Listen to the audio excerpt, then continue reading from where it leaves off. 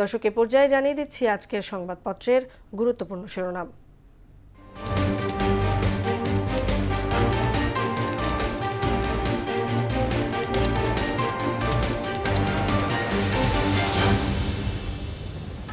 শুরুতেই জানিয়ে দিচ্ছি প্রথম আলোর সংবাদ শিরোনাম।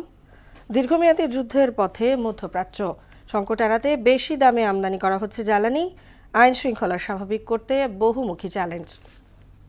দৈনিক ইত্তেফাক বলছে, যুদ্ধে জড়িয়ে পড়ছে ইউরোপ, সরাসরি যুক্ত না হলেও সামরিক সহায়তা দিচ্ছে ইউরোপ। 6 দিনে 3 দেশে 20 মার্কিন স্থাপনায় হামলা তেহরানের। বিদ্যুৎ ব্যবহারে সাশ্রয়ী হন বলছেন প্রধানমন্ত্রী।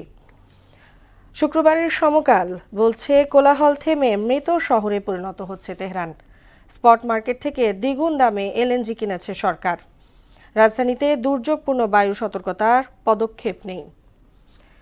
বাংলাদেশ প্রতিদিন, ব্যাংক হিসাব দেখে কি দুর্নীতিবাজ চেনা যায়? বেরিয়ে আসছে উপদেষ্টাদের দুর্নীতির চাঞ্চল্যকর তথ্য এবং বিশাল ক্ষতির চাপে ট্রাম্প। যুগান্তর, বিএফআইইউ প্রতিবেদন, রপ্তানির আড়ালে অর্থ পাচার। খালেদা জিয়া সহ 15 ব্যক্তি, 5 প্রতিষ্ঠান পাচ্ছে স্বাধীনতা পুরস্কার।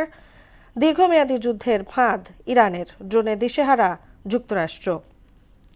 The daily star on Friday, government urges fuel saving as LNG import cost doubles, ask people not to panic buy fuel.